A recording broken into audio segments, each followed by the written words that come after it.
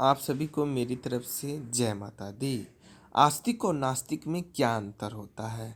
किसे आस्तिक कहा जाता है और किसे नास्तिक कहा जा सकता है? इस बारे में मैं आप सभी को पूरी बातें, शास्त्रों द्वारा लिखित बातें बताने वाला हूँ, तो बिल्कुल ध्यानपूर्वक सुनिएगा। जो मनुष्य वेदों में वर्णित ईश्वरीय सत्ता में विश्वास करने वाला होता है, साथ ही इसके विपरीत जो आचरण रखते हैं, वो मनुष्य को नास्तिक कहा जाता है।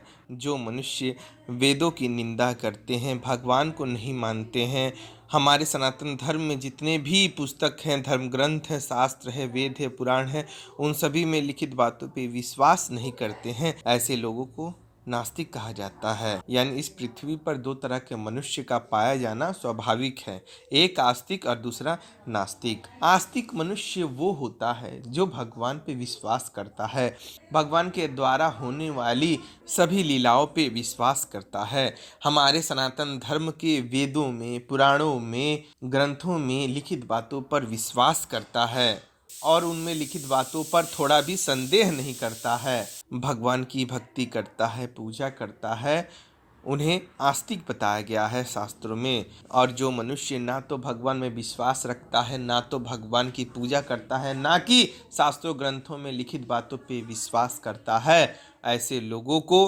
नास्तिक कहा जाता है। तो जो लोग नास्तिक होते हैं वो इस प्रकार के भी प्रश्न करते हैं कि अगर भगवान है तो दिखाई क्यों नहीं देते हैं, अगर भगवान है तो उनकी आवाज़ हमें सुनाई क्यों नहीं देती है, अगर भगवान है तो ये इस तरह क्यों हो रहा है, ये इस तरह क्यों नहीं हो रहा। तो इस प्रकार के कई सारे प्रश्न जो है एक नास्तिक के अंदर उठते हैं और वो एक आस्तिक से, यानी जो भक्ति करते हैं, उनसे ये सारे प्रश्न पूछते हैं। तो मैं आप सभी को यही कहना चाहता हूँ कि भगवान का होने का प्रमाण अगर आप चाहें तो इतने हैं कि आप उनकी गिनती नहीं कर सकते हैं, बशर्ते अंतर ये है कि अगर आप उन्हें जानना चाहते हैं, उनसे प्रेम करना चाहते हैं, तो ही उनके बारे में जान सकते हैं, उनके दर्शन कर सकते हैं, उनके होने का अनुभव कर सकते हैं।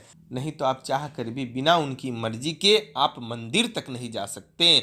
या तक कि भगवान के मंदिर जाने वाले मनुष्यों को भी भगवान स्वयं बुलाते हैं, तभी आप मंदिर जा पाते हैं। आप लोग को ये लगता होगा कि मैं मंदिर दर्शन करने जा रहा हूँ, ये हमारी इच्छा है, लेकिन इसमें परमेश्वर की इच्छा है। क्योंकि अगर परमेश्वर ना चाहे तो आपको किसी भी कारणवश किसी भी काम में उलझाकर आपको मंदिर जाने से रोक सकते हैं, आपके मन में शंका डाल के, विघ्न बाधा डाल के आपको मंदिर या पूजा पाठ इत्यादि कर्म करने से रोक सकते हैं। लेकिन जो भगवान अपने भक्त से प्रेम करते हैं, उन्हें अपने पास रखना ही पसंद करते हैं। वहीं जो मनुष्य के अंदर छल कपट होता है, लालच की भावना होती है और भगवान के प्रति विश्वास नहीं होता है, ऐसे मनुष्य से भगवान कोसों दूर रहते हैं और वो अपने पास भी ऐसे नास्तिक लोगों को भटकने भी नहीं देना चाहते हैं। आपने कई बार देखा होगा कि कई जगह आप मंदिर दर्शन करने जा रहे हो, तीर्थ में जा रहे हो, धाम करने जा रहे हो, तो कई ऐसे मित्र, चाहे ऐसे रिश्तेदार आपके पास जरूर आए होंगे जो चाह कर भी, सब कुछ सही होने के बावजूद जो है वो दर्शन नहीं कर पाते हैं, किसी कारणवश जो है वो आपके साथ धाम करने नहीं जा पाते हैं। तो इसके पीछे कई सारे कारण होते हैं, क्योंकि भगवान जिनको बुलाते हैं केवल वही उनके पास जा पाते हैं, वरना सभी की बस की बात नहीं है। मैं तो अपने आप को बहुत भाग्यशाली मानता हूँ कि मुझे भगवान की भक्ति करने का सुअवसर प्राप्त हुआ है।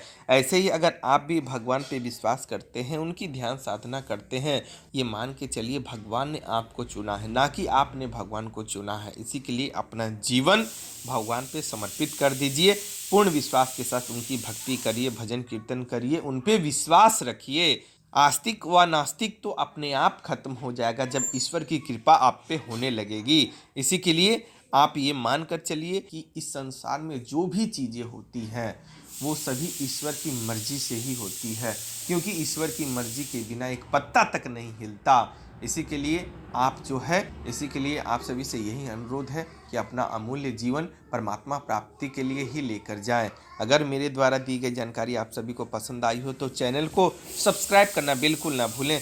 धन्यवाद। जय माता दी।